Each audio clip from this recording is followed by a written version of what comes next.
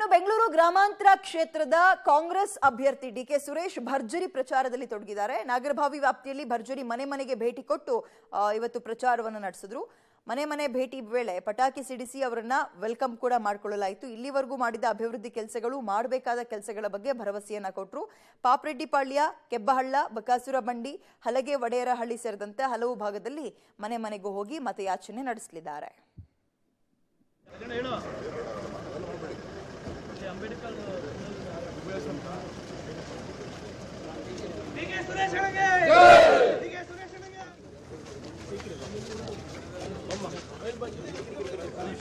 ಎಂದಿನಂತೆ ಇವತ್ತು ಕೂಡ ಪ್ರಚಾರ ಮಾಡ್ತಾ ಇದ್ದೀವಿ.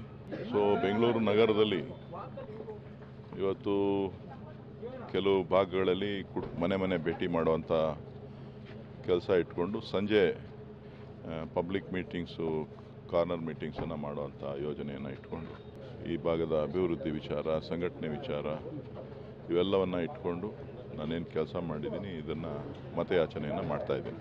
ನೋಡಿ, ಗ್ಯಾರಂಟಿಗಳು ಈಗಾಗಲೇ ಗ್ರಾಮೀಣ ಪ್ರದೇಶದಲ್ಲಿ 95% ನನ್ನ ಕ್ಷೇತ್ರದಲ್ಲಿ ಆಗಿದೆ. ನಗರ ಪ್ರದೇಶದಲ್ಲಿ 50% 60% ಜನರಿಗೆ ಗ್ಯಾರಂಟಿಗಳು ತಲುಪಿದೆ.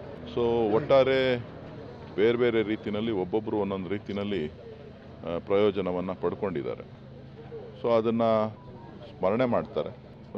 ಒಟ್ಟಾರೆ ಒಂದು ಉತ್ತಮವಾದಂಥ ಬೆಂಬಲ ಗ್ಯಾರಂಟಿಗಳಿಗೆ ಕಾಣಿಸ್ತಾ ಇದೆ.